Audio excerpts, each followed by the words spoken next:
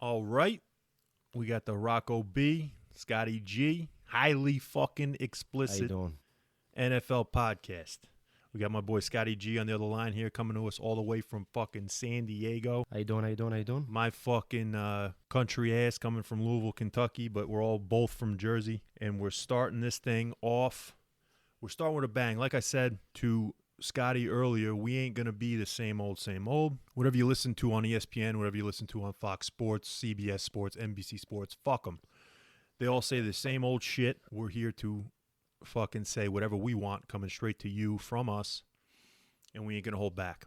So, Scotty, we're going to tell you to go fuck yourself. I Scotty, what do you want to talk about first? We got so much shit to talk about today. We got this free agency shit is so interesting to me every fucking year. We got a shit ton of signings, but a shit ton of people that still haven't signed with teams yet. We love quarterbacks. Quarterbacks in the draft is always a big thing. What the fuck's going on with our teams, the Cowboys and the Jets? And this big fucking story now with Deshaun Watson fucking every masseuse in Houston. So what do we what do we think? Not that there's anything wrong with that. What do we want to start off with here? What do you think? I'll let you go with it, and then we go from there. Let's start with these quarterbacks. Adam Schefter came out and said there was going to be 18 quarterbacks on the move. He would take the over. At this point, I haven't seen shit. 18. There's been like 4 or 5 quarterbacks move. Yeah, Fuck. He said 18. 18. Yeah, I don't know. That's. I think there's been We got more trades. we got Stafford. We got Stafford in L.A., which not sure what damage that's going to do. We got Goff now in Detroit. That's going to be shit show. Mm-hmm. What else? What else we got? We got Andy Dalton on the Bears. Real fucking upgrade there. And then what else were the moves? There was nothing else. Well, so far the only Ryan Fitzpatrick. Yeah, the big one's Fitzpatrick. To the Washington football team. Yeah, I know. And Jesus Christ, that's the best move in the whole fucking free agency. when the fuck are they going to get a goddamn name? Okay. To me, Fitzpatrick, it basically says they're going to draft a quarterback. We all fucking know that. But to me, what Heineke did in the playoffs. Who? Washington. They have to. They fucking have to. What do they pick? What do they pick in the draft? Washington at this point, is going to end up drafting fucking all the way in the back, like 19th. So, they're drafting 19th. I need to see what the hell.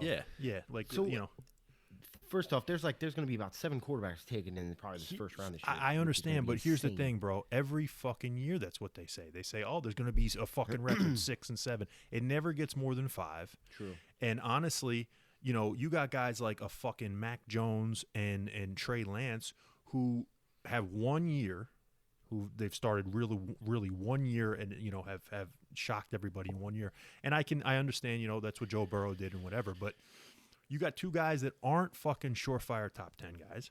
And I think a guy like Mac Jones and even a guy like Trey Lance will fall. And, Washington at 19 could easily have one of those guys, I think. Just because how much fucking talent there is this year at wide receiver and cornerback. That have to be drafted that high. At 19, or do they stay at 19, or do they draft up though? They could trade up. They could trade up for sure. But to me, I think with a signing like Fitzpatrick, I think honestly they just said to themselves, no, I mean, we don't need to trade up because we're okay at quarterback right now. We got Heineke for $2 million. We got Fitzpatrick for, 14 or whatever. That guy is the fucking most underrated quarterback. Fucking Heineke. The guy throws the ball like 20 times, and everyone's sucking this guy off. Heineke, he hasn't done anything to prove anything to me. No, but in the playoffs, no tape on the guy walked in out of the locker room, starts throwing the ball around, completes a couple passes, and the whole fucking state of Washington starts sucking this guy off. By the way, there's a District of Columbia, so when we edit this, we got to switch that up. definitely not the state of Washington. Well, hey, I'll throw in D.C. after you said the state of Washington. I think, I get what you're saying, but no, I don't think with that guy plus Fitzpatrick, who, like I said, is the most underrated quarterback in the league, for what he does to a team, I don't think that they're going to trade up for that. I think if someone's sitting there, great. But to me, they made a fucking huge mistake with Haskins, and they're not going to do that again. So I don't think they're going to go trade up to go get another guy and whatever. And honestly, knowing that division better than anybody, I don't think fucking Washington is so far off from winning that division. I'm not ready to give it to the fucking Cowboys. I'm just not. Fitzpatrick has got a team. He's got a fucking team. And if he plays like he normally plays, 10-6 wins that fucking division. I think he can do it. So I don't think they need a quarterback right now. I think the Cowboys are in trouble. I think they took a step back after They're this in year. deep shit. That D-line that they invested, that D-line they invested money in, that front seven, they were trash. The secondary, they have nobody. Here's the problem, Scott. Scotty boy, the issue with the Cowboys was Mike Nolan. And then on top of that, it was the COVID fucking offseason. So you're trying to install a fucking stupid-ass defense with no offseason, with a new guy who's been out of the league for years. They need pieces, but not only do they need pieces, I think Dan Quinn is going to make the defense better with the guys that they already fucking have. So he'll make a Van Der Esch better. He'll make Jalen Smith better. He'll make fucking guys like DeMarcus Lawrence on the edge and all that shit. They're going to change over to, this 4-3 rush the passer. The biggest problem in the 2020 season for the Dallas Cowboys were the guys that were their playmakers in 2019 did not show up in 2020. They were MIA. Because when you're thinking, you're stinking, and that's what they were doing. They had no fucking idea what this defense was. Yeah, you like that? The problem is they were thinking too much. They weren't fucking reacting. They were like, I don't know. It's like basketball when you're playing, this fucking offense where, all these five guys are trying to say, do I? Well, because of this. Because basketball is, what it used to be at least, was, am I supposed to pick here? Am I supposed to go here? Are we screening here? Are we going backdoor here? Blah, blah, blah. Just fucking play the game. And that's what defense is. Defense, you got to play the fucking game, react, and fucking hit somebody. And they weren't doing that last year. Their corners and their secondary, I'd say the only guy in their fucking secondary that's worth a dick is fucking Diggs. And that's it. That's it. So they got to revamp the secondary and hope Dan Quinn. And that's because he's got a productive brother. That's the only reason why he's good. Yeah, well, and he also went to Alabama. So, I mean, somebody liked him. But I'm telling you, I think the fact of, Dan Quinn coming in, if he can even bring in a guy, think about this shit. If he brings in guys like Earl Thomas and guys like maybe even a fucking, Dick Sherman. If he brings in Dick Sherman, and says, I know how to use these guys because, I came from the fucking Legion of Boom Seattle defense, then Dallas will be better off. You get them on minimum deals, and they come in and they want to play for Dan Quinn. I mean, I'm not worried about the defense as much as everyone says they are. I'm worried about the fucking $40 million quarterback that wanted to take all the money away from the team. That's what I'm worried about. What is it with the Dallas Cowboy fans still hoping and praying for Earl Thomas? What is it with that? It's been like 5 years. The guy ain't coming. The guy's coming. It's Jerry's not bringing him. The guy might go to jail at this point. Well, charges and shit against him. I mean, one of my favorites of all time, Ray Lewis. I mean, it didn't stop him from winning a Super Bowl. So, shit. I mean, if OJ was still fucking 35, he'd be running the ball, fucking slashing everybody. So, I'd say with Dallas, it's just Jerry Jones is the new coming of Al Davis Jr.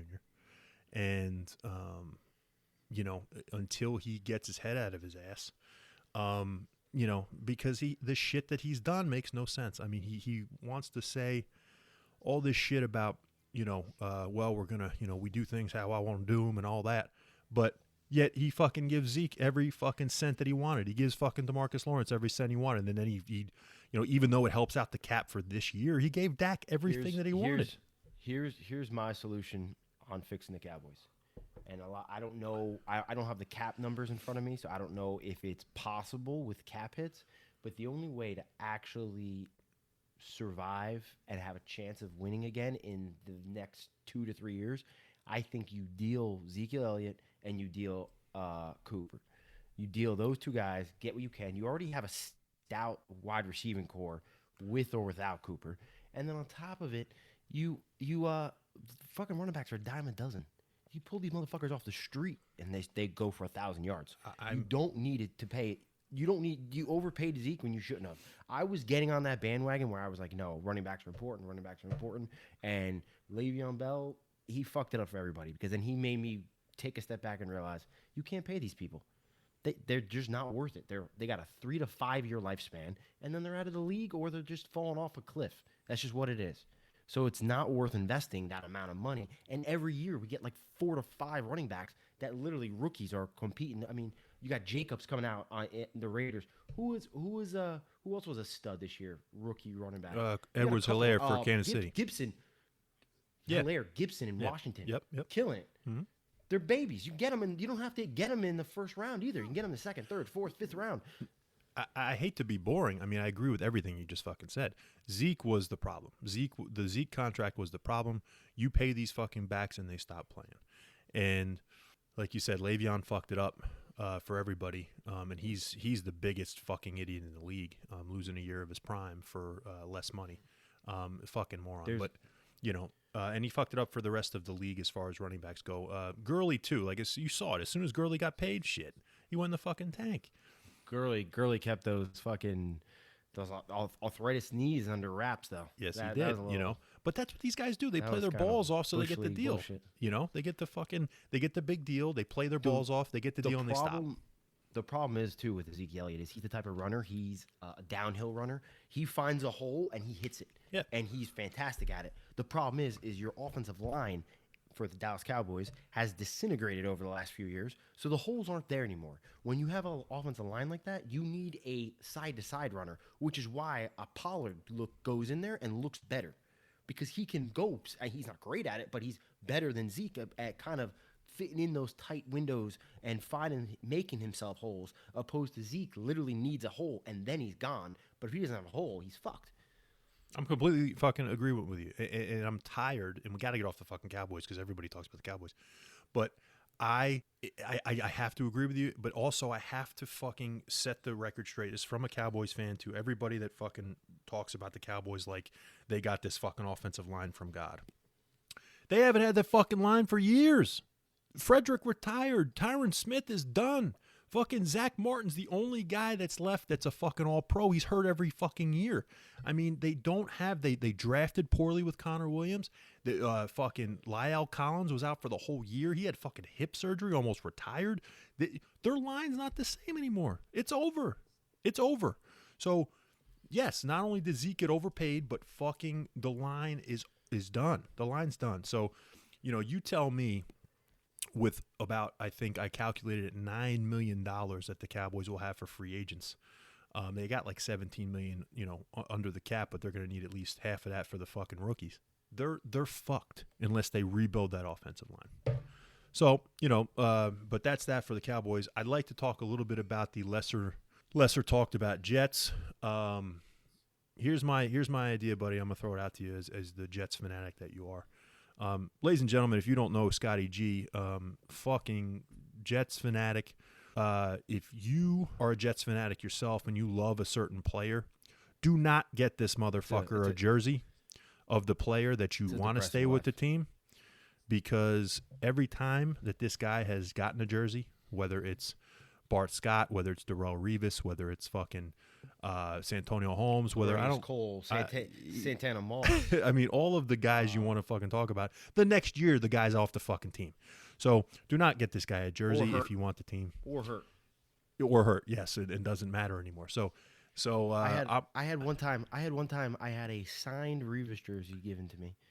Revis the next year tore his ACL, shipped off the team. I moved. I had the jersey in storage. When the jersey was in storage, that next couple years, Revis came back to the team. I got the jersey out of storage. He left again. I'm not making this shit up. Oh shit! Send it back. I'm gonna bring this up, and I want to see where you go with it, because the fucking talk about the Jets is, you know, the Sam Darnold and what are they going to do at quarterback? Everyone here's what the draft starts at the second selection. It does. You're exactly right. It starts at number 2. I believe that in my fucking heart of hearts, which I hate that fucking saying, I believe that if you look at the team, if you look at the Jets as they are now, nasty fucking pickups, in my opinion, in free agency with Jared Davis, with Chris Davis, or excuse me, not Chris Davis, Corey Davis. and with the signing of fucking Carl Lawson, and then they franchise tag Marcus May, so you're going to keep him too. He's a badass motherfucker. So you got those guys locked in. You're going to tell me that with that team that they got, and they still got a shit ton of money for free agents, sure, but the top tight ends like are 50 mil. Yeah, I mean, huge money. But you got guys that fucking, as we're going to talk about it a little later, there's only a certain few guys that you're like, holy shit, let me fucking pay the farm for. The rest of them, you don't know. It's a fucking crapshoot. So it's a shot in the dark, as we would say. So to me, you look at this fucking team. You got Hunter Henry and Jonnu Smith, two of the nastiest tight ends in the fucking league, signed with the AFC East rival Patriots. You're going to tell me that even though my boy from the U, fucking Chris Herndon, is your tight end, you're going to tell me whether you draft Zach Wilson, whether you draft Trey Lance, whether you draft fucking Justin Fields, whether you draft Mac Jones, whatever, that... What, are you going to suck off Kyle Pitts like everybody else? Is that what I'm going to say is if you get one of those guys, who does this guy that comes in, the rookie guy, and I get you're resetting the fucking contract and blah, blah, blah, but who's he going to throw to? Who's he going to be around? Or do you say, I want that number 2 pick to either bring in another fucking boatload of King's ransom for picks and see what I get later on and then invest in my future after we get rid of Sam Darnold after this year if he's not the guy? Or do you say, we're sticking with Sam Darnold and we're drafting Kyle fucking Pitts at number 2 because he's the best player in the fucking draft? What would you do? First off, let me just set the record straight here. Jonnu Smith and Hunter Henry are not the nastiest tight ends in the league. They're fucking good. And if they could stay healthy, Hunter Henry's never on the fucking field. Jonnu Smith's pretty good, but let's not all start sucking each other off for Jonnu Smith here. And you got Kyle Pitts. Everyone keeps telling me this guy's more of a slot receiver than a tight end. So what am I looking at here? We got Crowder. They're looking at Juju Smith-Schuster. Like, that number 2 pick, I'm either doing one of two things. I'm either taking a quarterback, which resets the market. I love Sam Darnold, but the fact of the matter is the guy's been trash the last 2 years. He's been fucking trash. And he's got to get paid. Even if you keep him for that 5th-year option, it's like $25 million or something for the cap. You're telling me, did I just hear Scotty G? Did I just hear Scotty G trash Sam Darnold? I never would have thought I fucking heard it. Yeah, I love him, but he's been trashed the last 2 years. Now, you could say circumstances with COVID. You could say he's got no weapons around him. You could say the shit for banging all the girls. What did he get? Mono last year? Yeah. Like, you could say whatever it is. But whatever the case is, the fact of the matter is, all we know is what he's put on paper and tape, and what it has been is not good. He's been bottom tier in the league the last 2 years. So if that's the case, you have what? Even if you get talent around him, it's going to take 2 years to maybe evaluate him at that point. When you do that, at that point, you got to pay him. So now you're missing on an opportunity to take a quarterback at the number 2 spot. And then by the time you evaluate him, if he's not the guy, you're going to spend all this money. It's just a waste. And even if he is the guy, at that point, you got to pay him a boatload of money. It's getting a rookie, that number 2 spot, or getting like a Deshaun Watson. That's the only thing. I would trade the farm for Deshaun Watson. I would trade the farm for Russell Wilson. I know you probably wouldn't, but I would. Yeah, I would for both of those guys. Absolutely. I would go for. If I'm not taking a quarterback at number 2, I'm trading back out of there. I don't even want the offensive lineman. I don't want the wide receiver. I mean, I want them, but at that point, just get more picks. We're not great at picks anyway. You might as well just get a bountiful so you have better odds of getting the right guys. Well, so here's the thing. Here's the thing, and I get that. It comes down really to 2 things. One, to me, the Jets needed a fucking tight end for a long time, probably since Dustin Keller, and Dustin Keller was nothing special, but Sanchez made him look great.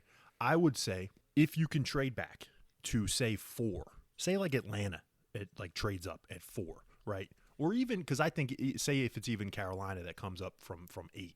I don't think you're getting Kyle Pitts at 8, but say if like Atlanta from 4, or even fucking Philly for Christ's sake at 6, say they drop into your 2 spot, then maybe you get Pitts. That makes complete sense. Like you can get Pitts and get more picks. I get it. I get what you're saying about Darnold. I get what you're saying about you got to fucking pay him, and all that. You got to pay a quarterback at some point.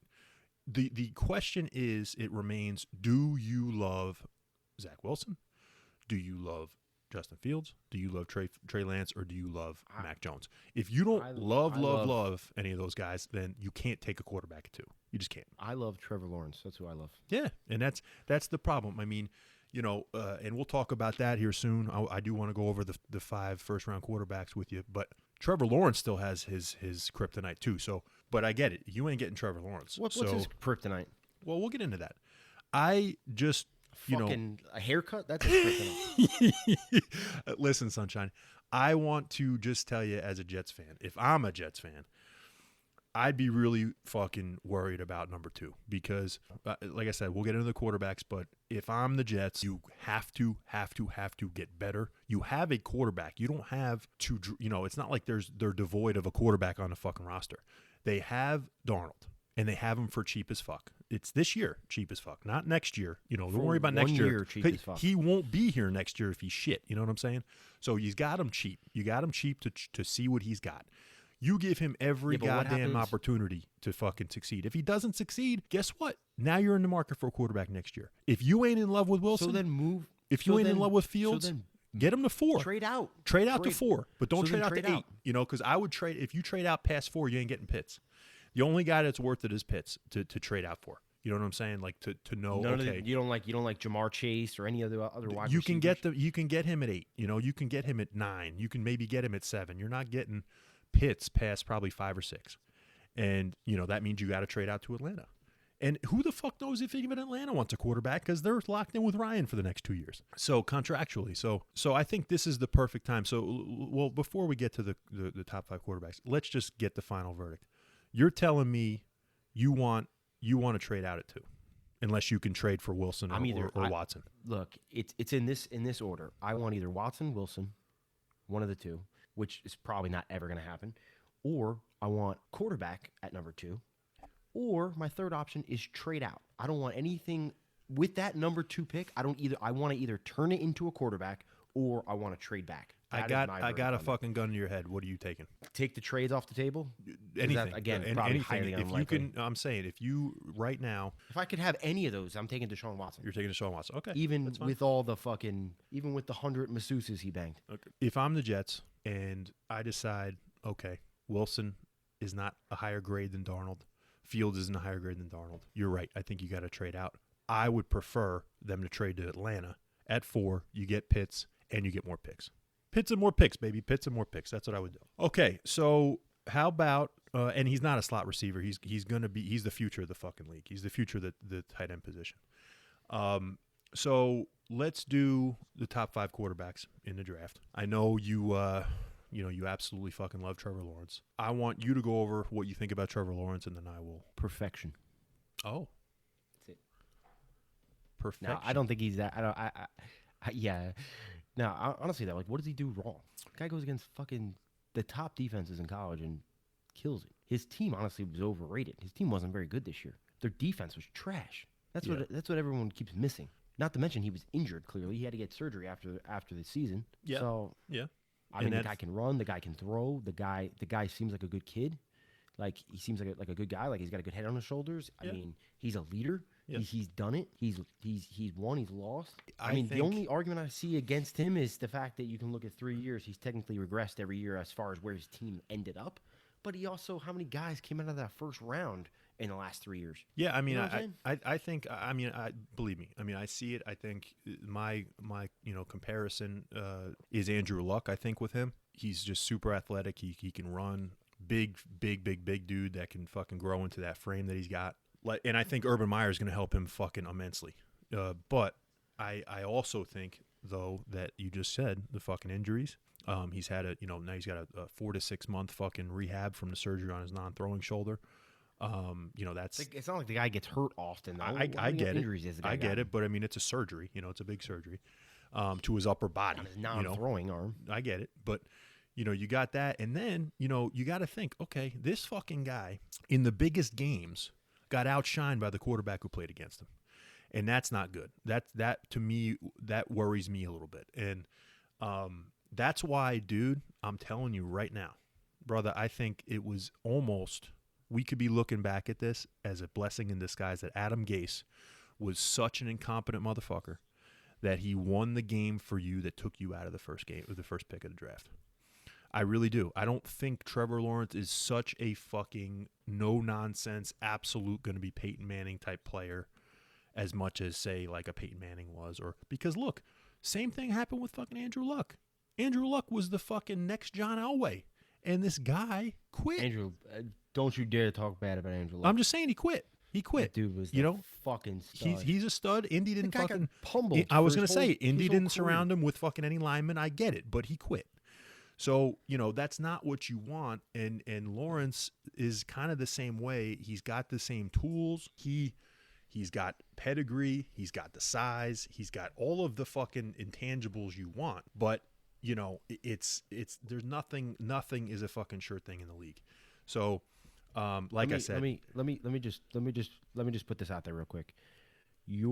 First off, I think your thought of him not being good is slightly delusional, because listen to this. This is where we're saying he got outshined, and I'm not saying he didn't get outshined, because Justin Fields was a monster. He was a beast that game that they played.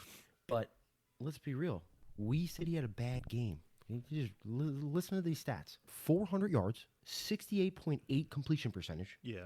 2 touchdowns, 1 interception, which, if you watch the game, came off the fucking guy's hands. He also had another one dropped in the end zone, so he could have had 4 touchdowns.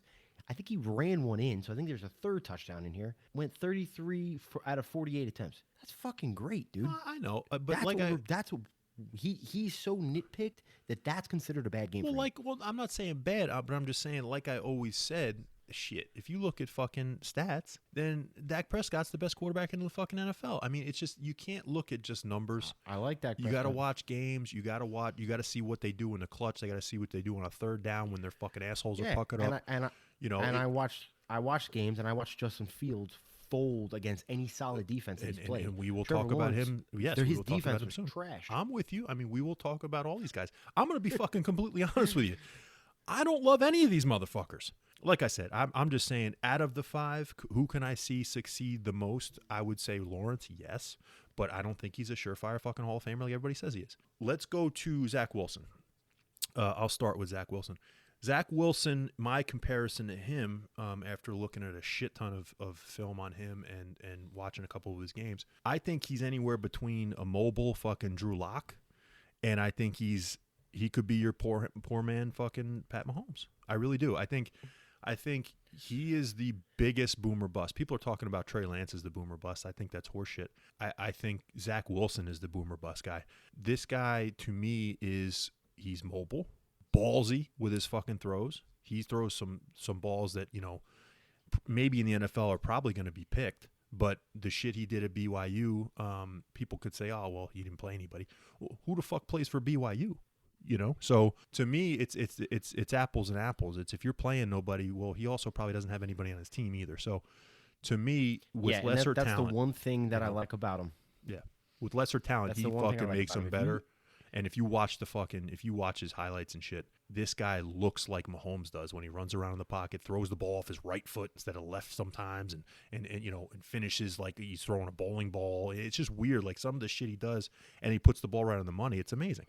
So, but he's got injury problems. He's had 2 big injuries in college, and he's not very big. He's 6'2" and maybe 210, 215. He looks smaller than that. And he played at BYU. I didn't think he was that big. No, I mean, so he's a smaller guy. So He looks he a little bitch, actually. and he's got that cockiness, and it reminds me of exactly like a Drew Lock.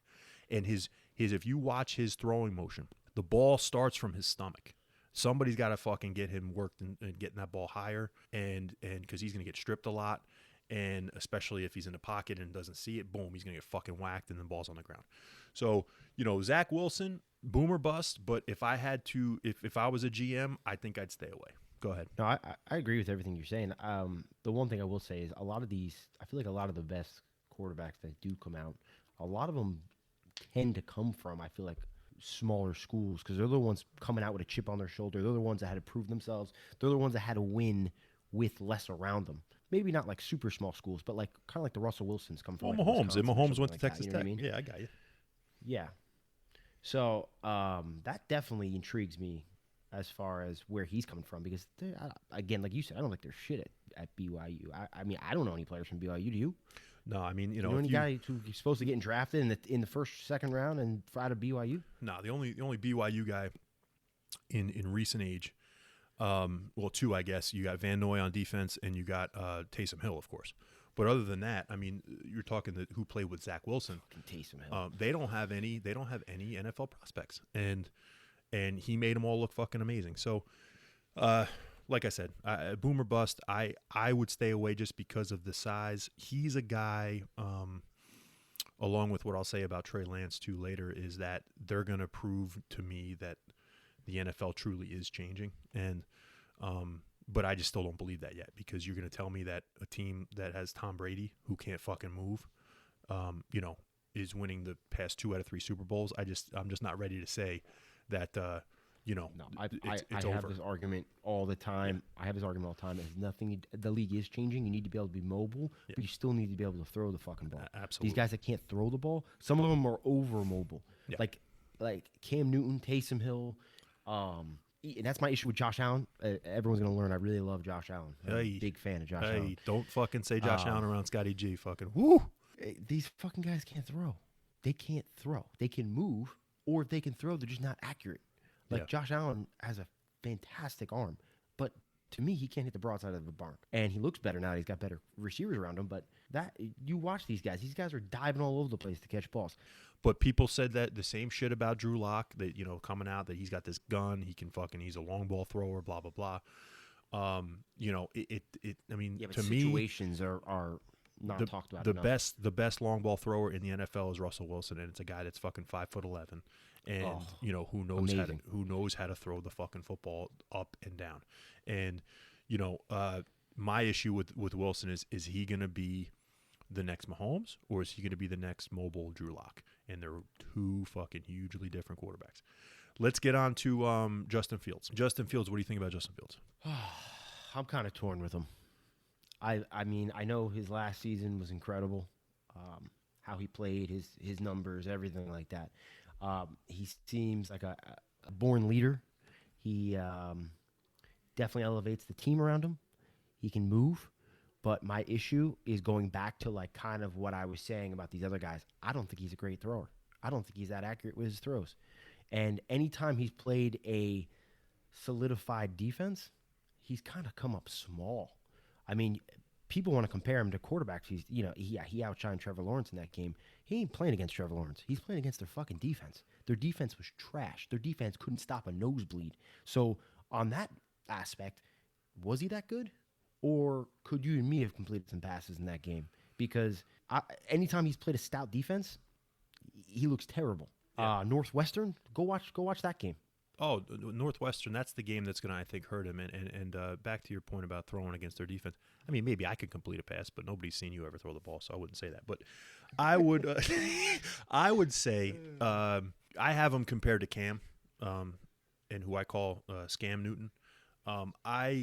I believe he is a little bit more accurate than Cam, but I think he's less of a powerful runner than Cam was.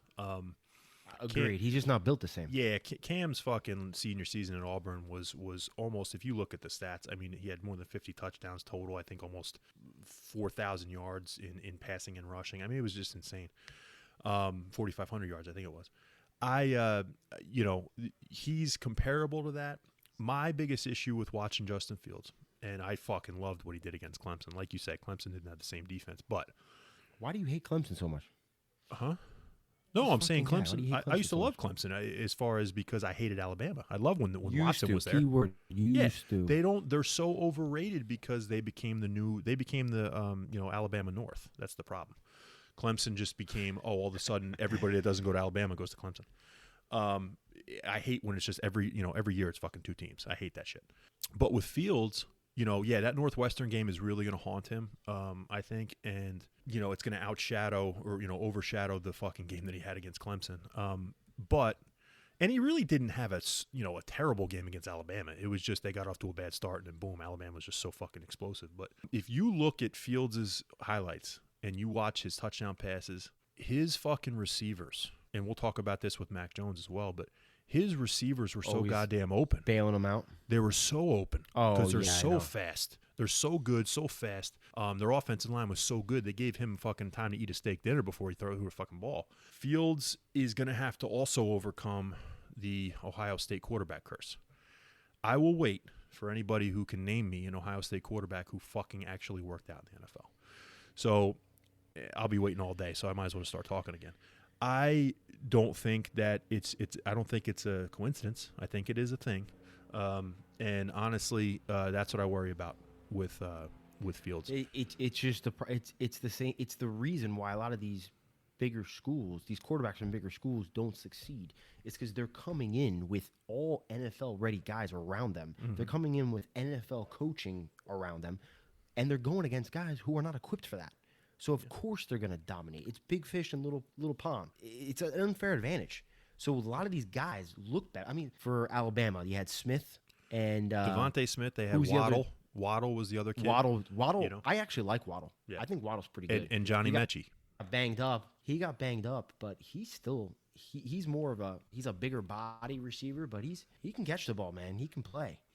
Smith's unreal. I just don't know if his body can handle the NFL. Mm-hmm. He's so small. Yep. He looks so fragile. He had. We'll get into Mac Jones here in a minute. I mean, he had Smith, Mechie, and Waddle, and they're three of probably the 5 fastest fucking receivers in college. So Fields ended up throwing to a lot of open receivers. And that's what I'm just. With Fields, I'm just saying, all these guys, they have unreal talent around them, so it makes it much more difficult to evaluate them because it's not a fair advantage of what they're going against. Yeah, no, I agree. And let's talk about Mac Jones then, because I think he's got a lot of the same comparisons with Justin Fields, but I'm not impressed with Mac without Jones the mobility. I just Waddle, Smith, everybody around him. Yeah, I saw Mac Jones, his first year and a half when he was playing there, when he took over, and I'm just like, nope, this ain't the guy. And then all of a sudden, this guy comes out with a renaissance that was almost like, just as impressive as Joe Burrow at LSU. But this kid, to me, he was thrown to. You know who he reminds me of? He reminds me of, like, say, Eli Manning at Ole Miss. Is if Eli had 3 fucking speedsters at receiver, and in the best defense in the league, and a running back, the best running back, and the best offensive line. So, to me, Mac Jones is the classic quarterback, the Eli, the Drew Bledsoe-like quarterback, where he's going to be in the fucking pocket. He's not going to be rushing out. Again, you want to talk about schools that have produced quarterbacks in the NFL? You name me an Alabama quarterback who's worked that, I'll wait. So Joe Willie, baby. So that's it with Mac Jones, honestly. Did you hear me? What's I that? said Joe Willie Namath. Oh, Joe Willie Namath. Yes. That was 75 years ago. But I agree. It was 75 years ago. And he was the man who fucking changed the league. But I don't see Mac Jones. Because I really think, like you said earlier, you don't, you shouldn't be over mobile, but you got to be mobile, and this guy's not mobile. So, and he's not the thrower of the football to speedsters who are way better than the defense. It doesn't happen in the NFL like it does in college. So, what about your boy Trey Lance? Trey Lance, old, Carson Wentz reincarnation. Trey Lance is, to me, the interesting case of why the fuck does he why did he choose 1AA and and choose the less competition and choose that. He had offers from Boise and a couple other schools in Division I, and he turned them down. And you wonder why. Do I really want to draft a guy who chose 1AA instead of 1A to play with the lesser teams instead of the big boys and shine, when it's a little bit easier to shine? Do I want that guy? I don't think so. Why would I want a guy who doesn't want to go up against the best of the best every fucking week? And from what I've seen, I don't think this kid is a passer. I think he's got a good arm. He's a good thrower, and he's great being mobile, but he ain't a passer. And I have a big thing with now North Dakota State with fucking Wentz. You gotta tell me the reason why they went there. Why there's got to be a red flag with why they went to North Dakota State. So, and this kid played 1 game in 2020. And only started 1 full season in 2019. So not a lot of tape on the guy. and I would be. Is he going to prove to me that this is where the NFL's going, where they want just overly mobile guys that can throw the ball, or do they still want passers that can move a little bit? And maybe he'll prove me wrong, but I would stay away from this fucking guy with a 10-foot pole in the draft. You think he slides? Unfortunately, I don't. No, I think in the draft. I think ultimately, I don't know if You he think gets somebody past, reaches and takes him up at? Absolutely, I think he's a reach with a guy like, say, Matt Rule in Carolina, or a Shanahan with San Fran, somebody who wants to work with the fucking guy, and maybe some team that already has kind of a bridge guy or a guy there already. That's the and a coach that really thinks he can use his skill set. I don't think he drops. Yeah, I think he goes top 10. Yeah, top 10. I could see a team like Denver. Yep. I could see a team like the Niners.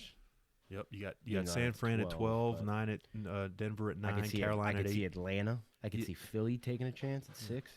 I really believe out of those guys, Lawrence, Wilson, Fields, and Lance, I really feel that, because I think Mac Jones will be the 5th guy taken, I really believe that that Fields is going to be the guy that slips, because I really think that people are going to look at that fucking Northwestern tape and say, no, we can't, this is too much for us, and he'll slip to maybe the middle of the first round. Maybe even be a Rodgers-like slip. I like to go against the grain.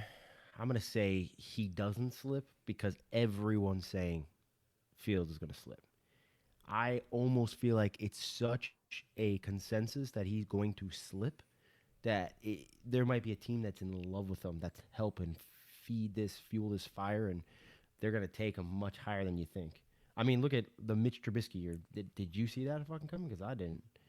No, that's true. That's true. And it could be like, I think the team to do it would be Atlanta. I mean, Atlanta at 4, he's a Georgia kid. I could definitely see Atlanta. He went to Georgia. I can see them saying he needs a year to stay behind Matt, and we eat the fucking money next year by getting rid of Matt Ryan. But then you think if he slips to 8, you think Carolina passes on him? Because I don't. It depends, man. Matt Rule is the guy who's all in on Watson. So if they don't get if maybe he's Watson. Maybe he's who the fuck knows? I mean, if you put a fucking dish rag on your dick and you expect that some other team is gonna package 3 draft picks and their fucking star running back for you, well then maybe you shouldn't have had people come to your house. But I can see Fields slip. I really can, just because of that. You got Lance is the prototypical. Holy shit, what do we have with this guy? Zach Wilson will go, in my opinion, no later than 2 or 3. Trevor Lawrence, who's, of course, the consensus number 1. So, and Mac Jones will go somewhere in the middle. He might fall to the 20s or whatever. Everyone says New England's going to take Mac Jones. I just don't see it. So, why don't you see that? I just don't see it. Everybody says because of Saban and blah blah blah. How many fucking Alabama guys has he taken in the first round? He hasn't taken them in the first round. All of them. Oh, in the first round. And quarterback. He doesn't take quarterback in the first round. He's never taken a fucking quarterback in the first round. He's the guy, I think, that's trying to build with Scam, which I don't agree with, but I think that's what they're doing. And I think in the back of his mind, he's still got that chubby for Jimmy G, and he thinks that he's going to get them next year. I think they get Jimmy. Yeah. So yeah, I think he gets Jimmy. I don't see him drafting Mac Jones. Maybe in the second round if Mac Jones is around, but I don't see that happening either. I want to have a little bit of fucking fun here. I got a list here, and what I did was I checked out the top 100 free agents that are still fucking remaining. Because, of course, we got, a bunch of signees since free agency started on Monday. But what I did was I went through and I labeled them 5 different ways. I labeled them either with a double X, with 1 check mark, 2 check marks, a check mark and an X, and a dash. And what the dash means is that it's really not a big fucking thing. He's a marginal player, fucking, blah, blah, blah. You get what you get. But I want to do our Rocco B and Scotty G's titillating, and yes, I said titillating. I love saying that fucking word. Titillating top 5. And what I'm going to do is I'm going to do 4 columns. The fuck is... I'm going to do 4 columns of a top 5. You just fucking go along with me here. Out of the remaining 100 fucking free agents, I did 4 columns of a top 5, and we're going to do the first one is my double X, which means I wouldn't touch these fucking guys with a 10-foot pole. Like, if you gave me free money and I had to spend it with no cap hit, just still get these fucking guys far away from my fucking football team, all right? I want to see if you agree with me while you pour yourself some bourbon. So, all right, here we go. So, first of all, for a guy that I wouldn't touch with a 10-foot pole, Jadeveon Clowney age 28. I 100% agree. I wouldn't touch that guy with a 10-foot pole. I wouldn't touch that guy with a 20-foot pole. The guy sucks. And I want you exactly. I want you to say that. Actually, let me rephrase that. The guy is a fantastic player for 3 games out of the fucking 17 weeks. That's why I wouldn't touch him. If you get that, this fucking guy doesn't pop a helmet off the Michigan fucking running back in a bowl game. He don't get drafted number 1, and he doesn't have all the fucking cachet that he's got. He's one of the most overrated motherfuckers in the league. Very easy. Number 2, wide receiver Sammy Watkins, age 28. You want to talk about a guy who fucking is never on the field. Yeah, he's cousins with Clowney. They both don't do shit. Overpaid. Get him off the fucking for the overall field. year. Yeah, if you want a guy for 2-3 games out of the year, he's your man. But you know why? He's got so much cachet. He got drafted, 3? Either number 2 or number 3 out of Clemson. He had the fucking big, long fucking dreadlocks, and he was running past everybody, catching everything. He hasn't done shit since Clemson. Hasn't done shit. No, I'll tell you what. No, let me say he's a good player. He's just never healthy. He's just never on the field. Never healthy. And that's what made Kansas City so dangerous. He was like their 5th option. Yeah, their 5th option for every 5th game. So the next guy, this fucking cocksucker who actually came out and said that he does not try on every play. This fucking guy, Xavier Woods, safety, age 26 from Dallas. This guy, to me, is a guy that you want far away from your locker room. If he's going to come out and publicly say, I don't try on every play. Fuck that guy. Agreed. Okay. Yeah, he's another one. This is terrible because I agree with everything you're saying. Well, it's all right. This is another guy I wouldn't touch. He's just like you said, he's not good for the locker room. He's not always trying. He's one of those guys. I used to say this about Marshawn Lynch all the time. When they're winning, he's productive. When they're losing, he's a fucking asshole. He ain't doing shit. Number 4, wide receiver Brashad Perriman, age 27. This guy is the... What did you just go down the fucking injury report of 2020? All the players. Here's the thing. No, these Christ, motherfuckers... another guy that doesn't fucking see the field. Exactly. These motherfuckers were like high on the top 100. This guy is a one-trick pony that doesn't do that trick very well. So I mean, he literally is a 9 route. I mean, he does that's it. He does the trick okay. He's not terrible at the trick. The problem is he does that one trick 4 times a season because that's the only 4 times he fucking runs routes because that's the only times he's healthy. The guy's hurt every other week. He's terrible. He's never healthy. Terrible at the trick. Terrible. So here we go. And the last one is, I think we both completely agree with this one as well, is quarterback Mitch Trubisky, age 27. He was one of the biggest fucking stretches, the biggest reaches in a draft in a long time. Rocco, we got breaking news. Mr. Tomas is reporting that former Bears quarterback Mitchell Trubisky, and I said former because he is signing with the Buffalo Bills. Wait a second. So you're telling me as soon as we bring up fucking Mitch Trubisky, Dr. Tomas comes in and tells us he's signing with Buffalo? What a piece of shit. That guy said, I'd rather be a backup. No, it fits perfect. You got 2 guys now. So when Josh Allen gets hurt, you got another guy that can step in, that can run the ball but can't throw the ball. It's perfect. I'm telling you, how does it's unbelievable. You can just tell when you watch fucking guys on the field, you can just, and then when they get taken off the field on the bench, you can just tell they're more comfortable on a fucking bench. And that was Mitch Trubisky, and that signing makes complete fucking sense. He's with Buffalo. Josh Allen ain't gonna fucking. Was Trubisky a free agent? I thought he was. Yeah, he's a free agent. He's a free agent. They didn't sign him to the fifth year option. So unbelievable. So okay, so that's our double X's. Those are the people that you want far away from your fucking team. Now, I want to go over 5 of the solid pieces that need new homes, and that also should have told their football team that they're on now to go say fuck you.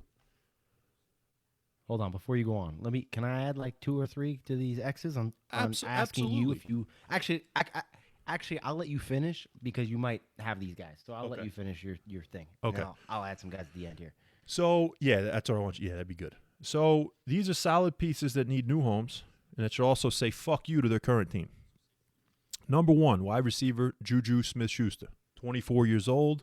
He is a stud as a slot receiver. We also knew that he couldn't be a number 1 after Antonio left, but he's going to be a solid number 2 for you. Get him off the fucking social media, get him on the football field, and get him on the practice field, and get him into fucking learning your fucking playbook. Get him off social media, but he will be a solid piece that needs a new home and should say, go fuck yourself, Steelers.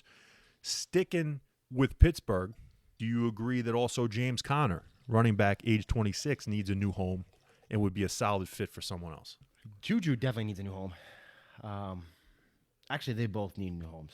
And Connor, two different reasons. Juju needs a new home because he's a TikTok asshole in Pittsburgh, and I just feel like after the Antonio Brown thing and how he's kind of been almost treated there, because they acted like he was a number one receiver, and now this year they've kind of been shitting on him because he's clearly not as productive without that number one guy.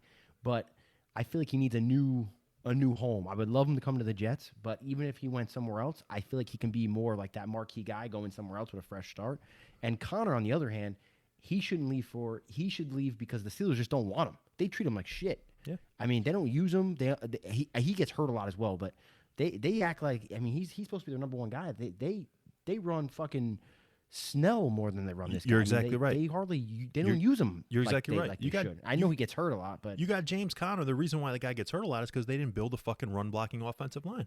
This is a fucking cancer survivor, badass motherfucker you want on your team, and nasty at Pittsburgh in college. Comes to his hometown Pittsburgh fucking Steelers in the NFL. They don't build a run blocking line, and they got Ben Roethlisberger throwing 60 times a fucking game. You put James Conner on another fucking team that's a road grading fucking offensive line that wants to run the fucking football down your throat.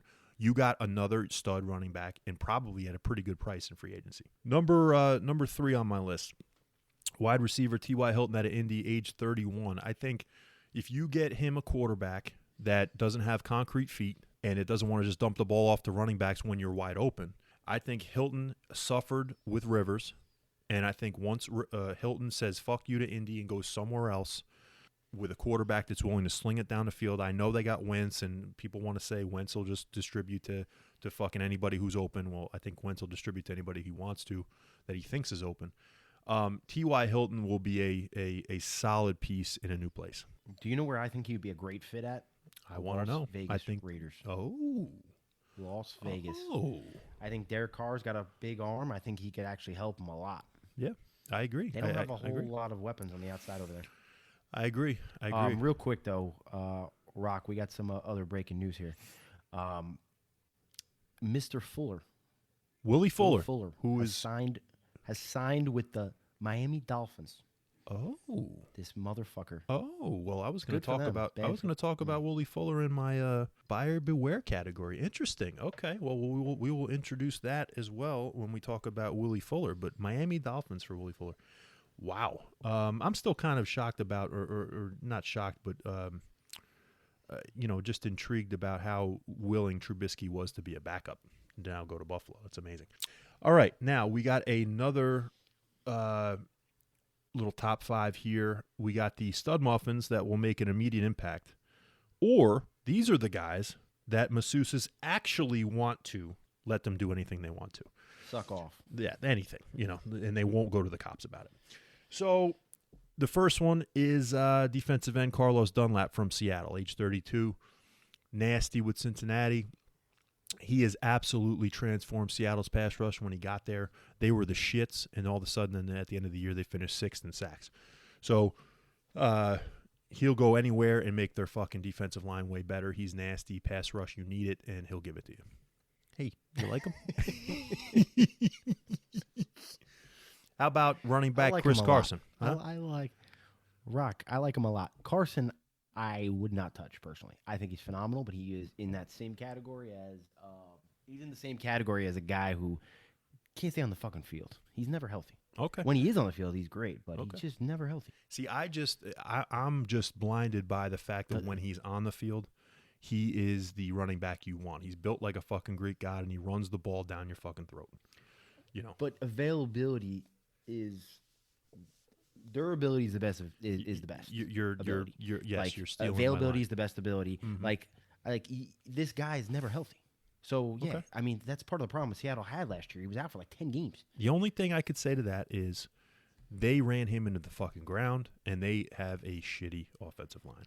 I will say that if they can pair him with someone that's that can take a little bit of load off. He has to be he has to be in a place where it's running back by committee for sure. And he can't hold the load. And speaking of that the next guy is running back Kenyon Drake, age 27. Kenyon Drake is a guy who has quietly had 3 years in a row of 1,000 yards. He's the lightning to someone's thunder. You're exactly right. He needs a thunder. He's a little underrated. I agree. He's the lightning. He needs a thunder. You put him on a team that's got another back that can fucking hit the hole. Then you guys have a beautiful backfield. But if he's the only guy, then I get it. But that's not the league anymore, really. I think the league is going more towards 2 backs, and he's got to be your lightning. Shit, they got like 3 backs on some of these teams. I'll tell you what. Then we got 2 defensive linemen. I think you like both of them. I think we're going to go with defensive end Aldon Smith, age 31. Love him. I think if he gets under the right situation, I think he should stay with Dallas, but I think he's going to probably want too much money. This kid, without an off season, being away from the league for 5 years, what I saw with him with Dallas. Keep him out of the bars. Keep his medicine cabinet clear. He's fucking a stud. Fucking stud. 30 pounds heavier. Just keep him off the shit. He's got to get off the shit. He just can't stop partying, this motherfucker. He's got a fucking problem. If he didn't have a drug problem or alcohol problem or whatever the hell he's got, he's one of the best D linemen in the league. And unfortunately, we missed probably most of his prime because he's been gone for so long. Yeah. Well, you got to think. I still think he can impact the team. You got to think. I mean, just imagine if this guy was just addicted to weed like they say he is.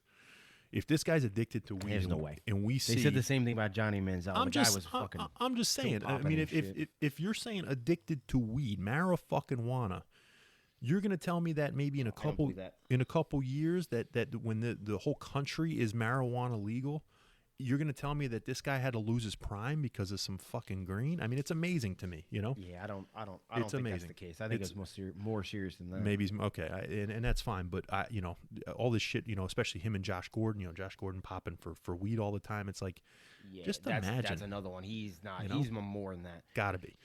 Last one. I mean, Josh Gordon, they found him in the room one time with Manziel. They popped in. There was like Coke and shit all over the fucking coffee table. Yeah, Johnny Manziel. What a shame. The last one, Ndamukong Suh, defensive tackle, age 34. Everywhere he goes, I wouldn't touch him. No. You wouldn't touch this guy? I wouldn't touch him with a 10-foot pole. Holy shit! No. Okay, see, I like this. I like the differences. I wouldn't touch him with a 10-foot pole. But I think you're fucking out of your tits. I don't like him because he's. I don't like him because he's. I don't like him because he's. It's not durability. It's not his health. He usually stays relatively healthy. The problem is this guy picks and chooses when he wants to play. He's a piece of shit too. I don't know. I don't think he's great for the locker room. Oof. And I feel like he picks and chooses when he wants to be a stud. I knew going into that Super Bowl he was going to be great. I knew going into that playoffs he was going to be great because he actually wanted to play. Leading up into the playoffs, I didn't know when the fuck he was going to play. I didn't know if he was going to have a good game, bad game, or if he was even going to get off the bus. I really didn't know. Yeah, I think everywhere he goes, Detroit was different. He was the best player on the field with Detroit, even with Stafford, and it's Detroit. So I get how you don't want to be there, but he impacted the Rams and what he did with the Buccaneers, man. They gotta keep his ass because he makes them into a Super Bowl contender on defense with the defensive line, and they kept all their defensive guys so far. So if I'm Tampa Bay, I sign him back up another 1-year deal. Let's go. All right, last category, buyer beware. These are the one-trick ponies that may have a little bit of tricks left up their sleeves, but they're going to make maybe a couple more than a couple 20s in their pockets. I think let's get Will Fuller out of the way first since you broke the news. Dr. Tomas said that Will Fuller signed with Miami. Am I correct? When did this motherfucker become a doctor? He's got a PhD now because he broke us some fucking... He's the doctor of our breaking news. That's what he is. He's the fucking doctor of our breaking news. He says Will Fuller to Miami, huh? So I'll tell you, if he can stay on the field, and you stole the words out of my mouth earlier, availability is definitely the best ability for these players. He's never on the field, but he is the best deep threat in the league, and Tua needs one of those. So, I like that signing. What do you think? I mean, I love it for them. I hate it for me. Yeah, well, I don't want to go against this motherfucker. Yeah, well, again, but he might not be on the field. Here's my thing. Because before he signed with them, he's one of the guys that I wanted the Jets to target, but he was low on that list because of that exact reason. I don't think he's never available. So because of that, I don't like guys like that because it's the same thing as having the Brashad Perryman. If he's not out there, well, I don't care how good you are. It doesn't do any good for my team. So, given that, I guess I'm not that upset. But when healthy, he's going to be a nightmare with Miami. But the only thing is, personally, I think it was a bad move for him. Now that I'm thinking about it, Tua's got a fucking rag arm. What's this guy going to do? Run down the field and then hope Tua can fucking skip the fucking ball off a couple helmets to him? Yeah, I don't know. He ain't going to get it to him. Yeah, I still have the visions of Devontae Smith running past the corner in the end zone 50 yards down the field for Georgia and Alabama, and Tua says 57 yards later, boom, right in your fucking breadbasket. Let's take the national championship home. I'm still seeing that. Did you see that? Did you see that interview with about Smith? They asked him who he thought the absolutely, they're all taking the Mac best Jones. Quarterback was. They're all Hurts, taking Mac Jones. No, and Hurts. Yeah, that's right. Yeah, he said Mac Jones. Yeah. But he took everyone but Tua. Yeah, it was Hurts. It was why would Hurts, you Tua, draft and Mac this guy? Jones. No, I get it, but who threw Devontae Smith the fucking Heisman? It was Mac Jones. So, I get it. I get why they would say that. But Mac Jones is more of a just let me throw you the ball. Tua, to me, what he lacks is the heart of the black heart. He ain't gonna take your fucking soul. Like, that's his problem. He ain't got that killer mentality. No, he doesn't have it. He's just too nice. He's too nice of a fucking guy, and it's this. That's why I think he won't succeed. Not because of his fucking injuries, not because he's too small, not because he's a lefty. It's because he doesn't want to take your soul. That's why I don't think he'd work out. His injuries are a big concern to me. They're bad, Guys hurt every but fucking year. you're exactly right. But I still think it's just he doesn't have the killer instinct. So you want to talk about a guy you want to talk about availability? How about wide receiver Kenny Golladay at age 27? I don't think he's as injury prone as you do. Do you think he's hurt all the time? I think he's exactly like Will Fuller, except he's more of a jump ball guy. I think he's got the speed. I think he's tall. He's wiry. He gets up and gets the 50-50 balls. Problem is he's on the field 50-50. So you want him 100%, and he's not going to, or at least 90%. He ain't going to give you that. And I love the fact that the Giants are after him, apparently. I wouldn't love that fact. That would scare the shit out of me. He ain't going to be on the fucking field. Like, okay, it's fine if you're there half the year. He's like, so here's the thing though. He played 5 games this year. He played 16 last year. He played 15 the year before, and 11 the year before that. So I understand, like, he only played 1 full season in 4 years here. But let's be honest, he's in fucking Detroit. Who the fuck wants to go to work in Detroit, especially when you suck? Yeah, it's cold. I get it's rainy. It snows. The team sucks. You never win. I mean, it's easy for me to be like, yeah, I'm not. My hamstring's a little sore today. I don't think I'm gonna play. I completely get it. That's easy for me to do. But I also can say how much fucking easier it would be when you give me $50 million guaranteed too. Oh, you gave me $50 million guaranteed? I'm not going to suit up today. So that worries me. Yeah, but don't underestimate that New York media. Don't underestimate that New York media, man. They're going to be on his ass. Yeah, if he goes to the Giants. But that's he's another guy to me like Fuller. It's when he's there, great, but he's usually not. Let's go with. Okay, wait, real quick. Of the last 2 available, Golladay or Juju, or I guess that's really it for now. Which one of those 2 would you take? Well, you got Golladay, you got Juju, you got T.Y., and you got Antonio Brown. I would say, I'd probably say Juju, get him off the fucking social media. That's what I'd say. I would say that. That's my biggest issue with Juju Smith-Schuster. He's not a number 1. I think, and neither of those other guys, to be honest. Fuller is not, Galladay's not. They're complementary. You need a number 1 that can do it all and stays on the fucking field to be a number 1. Okay, so then let's stick with the last receiver of this little crew here. Antonio Brown, age 33.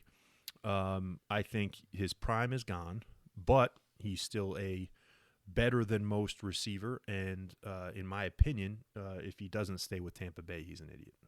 Yeah, I think you're crazy if you don't think he's staying with Tampa Bay. I mean, I think the only way he doesn't stay with Tampa Bay is if Tom Brady doesn't like him. If Tom Brady wants him there, I think he'll be there. I don't see why he wouldn't. Or here's the other thing, is if he says, fuck it, I got my Super Bowl, now I want all the money. Yes. And he's looking to get paid more, but I don't see that happening. I see Tom Brady saying, let's go win another one. Yeah, we will see if Antonio Brown really has matured and has grown up, and if he wants either the money or does he want a career. Because if he wants a career, he stays with Tampa. And if he hasn't grown up, he'll want the money because they just came off a year. He finally played a full season. They win the chip, and then all of a sudden he wants more money. I gotta hope to God that he's fucking learned. That's what I'm hoping. Here's the thing. If I'm Buffalo, if I'm the Ravens, Baltimore, if I'm Kansas City, if I'm those 3 teams, maybe Green Bay and maybe San Fran. So those 5 teams. If I'm not one of those 5 teams, I wouldn't touch them with a 10-foot pole. Those 5 teams, because they're ready to win and because they have the veteran leadership, I think can handle him. Any team like the Jets that's rebuilding, or a team even like the Colts with Carson Wentz, I don't know what the fuck his deal is with his personality, or a guy who even like a Derek Carr, who I don't think he's mentally strong. Like, you get anything like that, I think Antonio Brown will destroy that organization. But if you get one of those 5 that I just mentioned, I think he could still be productive outside of Tampa Bay. Yeah, I'm with you. But that's ultimately, I think his guy is Brady, and for all parties, I think if Antonio Brown's on another team next year, it's a bad move. All right, now let's stick with Brady. We got 2 guys that I think that should be thinking Tampa and only Tampa, and those are 2 running backs. I think you got. I can't wait till this fucking guy retires. By the way, you got. He's unbelievable, and I wouldn't put 8 past him. But I think you got running back James White, age 29, and you got running back Leonard Fournette, age 26. In this category of one-trick ponies that may have a couple tricks left, I'm going to talk about James White being the one-trick pony, being the best receiver in the backfield in the league. And if he goes to a team like Tampa Bay with Brady, who knows how to use him, he will be a stud. If he stays in New England, he'll be a stud because it's the same system and all of that. But if James White decides to go get some money and go into some other system, you will see that it was only New England and only Tom Brady that made James White James White. Do you think James White should be anywhere else except New England or Tampa Bay? No. I honestly, I don't think he's that great. I think I guess there's some places he could thrive and help out. But I think those 2 are his number 1 and 2 that he needs to be. And I think Tampa Bay is number 1, and I think New England is number 2. Yeah, James White is better than you think, but at the same time, he's a running back that doesn't run the ball. So you need him to be your third down back, or a back that wants to catch the ball mostly from out of the backfield, any down that is. Running back Leonard Fournette, age 26, this motherfucker is kind of like a guy who I knew in Talk about a jerk off. In school, who I thought was born with a goatee. This guy was better than everybody, earlier than everybody, and then it caught up to him. Is the guy that went to LSU, was head and shoulders above everybody else. And then everything caught up. And you're going to tell me that you get him in Jacksonville, who nobody wanted to be in fucking Jacksonville. I get that. And then you get him in Tampa Bay, and he doesn't show up really until the playoffs when it matters. The shit that you were saying about Ndamukong Suh, to me, applies to Leonard Fournette. And Marshawn Lynch. It's the same thing that happened to Marshawn Lynch. So like everyone, people want to talk about Marshawn Lynch and how great he was. People forget the guy played the first 4-5 seasons in Buffalo. Nobody fucking knew him in Buffalo. I knew him because I'm a Jets fan. I watched the Bills at least twice a year intently, but I watch them consistently because they're in our division. But the guy plays when he wants to play. He doesn't give 100% effort all the time. He doesn't even give 80% effort all the time. If you're losing or if your season's over, the guy cashes it in. Fournette's the same way. He does not give it all the time. He picks and chooses when he wants to play. I hate guys like that, honestly. Yeah, and honestly, but you see how good Fournette can be when he's fucking 100% balls to the wall. I want to play.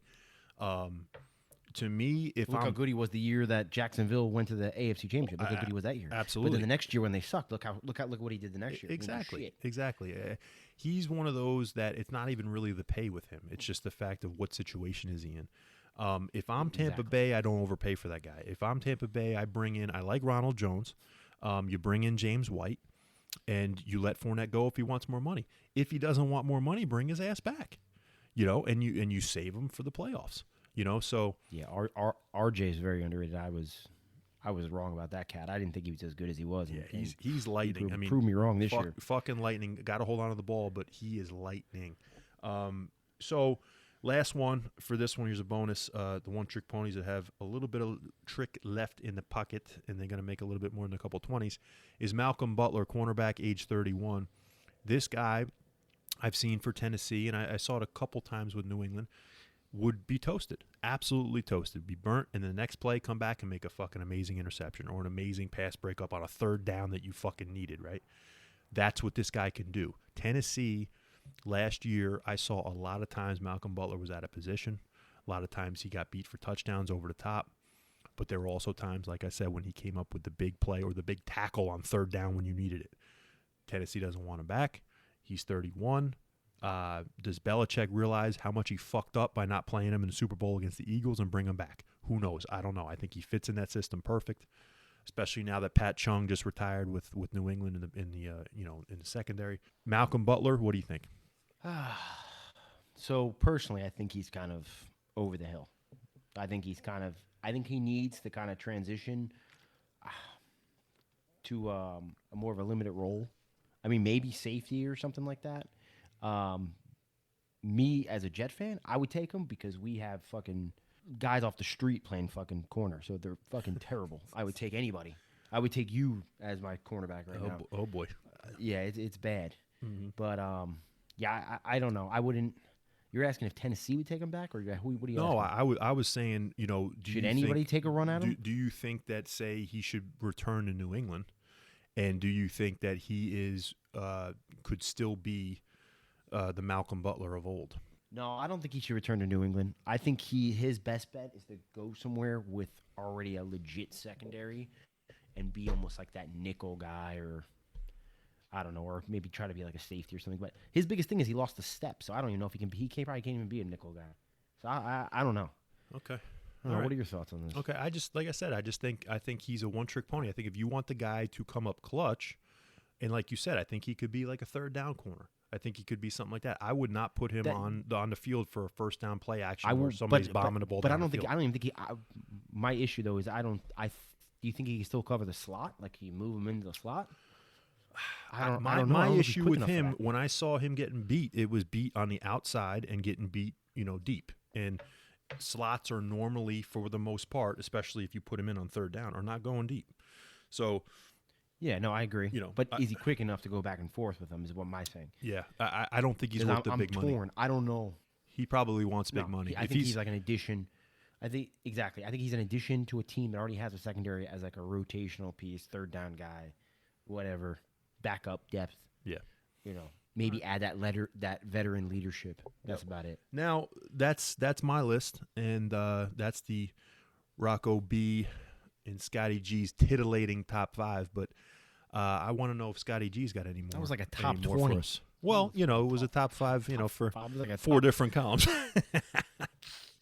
But what else you got? You got anybody in your mind that you either would really want for the fucking Jets, or you really think that whoever's gonna make it signed is either gonna be real shitty or really great? You got any in your mind? Dr. Tomas. Somehow you earned yourself a PhD in the midst of all this. He's got a PhD in breaking NFL news. Let's go. So Rocco, we got what was it? Jared Cook to the Chargers? Is that what you said? Jared Cook to the Chargers per Dr. Tomas. So Dr. Tomas drops Jared Cook to the Chargers, and Rocco Bellagio is going to drop Kenyon Drake to the Raiders. His question is, Kenyon Drake to the Raiders. Raiders. So let's go that, and then Dr. Tomas had a question about tight ends. Is that what I heard? Yeah, his question is, where does Ertz end up? He's a big Eagles fan. Oh, Zach Ertz. And he wants to know where Ertz ends up with the tight end market here drying up before our very eyes. Well, the Chargers replaced they replaced Hunter Henry with Jared Cook. That's interesting. Do we have the thought that Tennessee would replace Jonnu Smith with just Anthony Ferkser and Jeff Swaim? Does Tennessee have a spot for Zach Ertz? Dr. Tomas says that his prediction is Buffalo Bills. Well, if I had to guess, I would say the Indianapolis Colts. Rocco B's prediction of Zach Ertz will be the Indianapolis Colts. So Rocco says Colts. Tomas says Bills. I'm gonna say the New York Jets. That's what I'm gonna say. The New York Jets. I'm gonna say Zach Ertz reunites with Joey D. Holy shit. Now, the question is with that, now, of course, what do the Jets give up for him? Because apparently, I guess then that takes them out of the Kyle Potts running in the first round. What does Kyle Pitts? What, Mr. Potts. Kyle Potts. Yeah. I keep Mr. saying, Potts. the picks for Potts, and now I'm saying, or picks for Pitts, and now I'm saying Potts. What the fuck? The Ertz is a little past his prime, in my opinion. Would I take Kyle Pitts? Abso-fucking-lutely. But if you're going to take a quarterback at 2, that makes sense too. But it just depends on what you give up for him and what you pay him. I wouldn't mind that for the Jets. They need a fucking pass catching premier tight end. Ertz is a guy, though. I think he's had some mileage, and if I'm the Jets, like I said, I would trade to 4, take Kyle Pitts, and fucking get some more draft picks and stay with Darnold for one more year. But that's my opinion there. I think Zach Ertz, you would like that as a Jets fan, though. I would love that. Yeah. I mean, we got 2 third-round picks, I believe.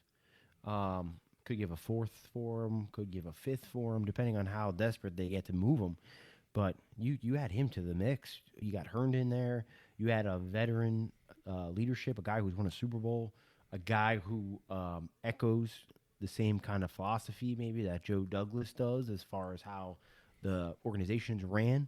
I mean, the only downside to him is he's not a great blocker, and he's past his prime. That's about it. Yeah. But the guy can fucking catch. It gives Darnold or whoever the quarterback is another passing option. And then you don't have to waste that number 2 or number 4 or number 6 if you move back pick on a fucking Mr. Potts. You don't have to fucking get the pots and pans. Get for the this pots and motherfucker. pans for the go picks get and something pits. else. Yeah, I can see that.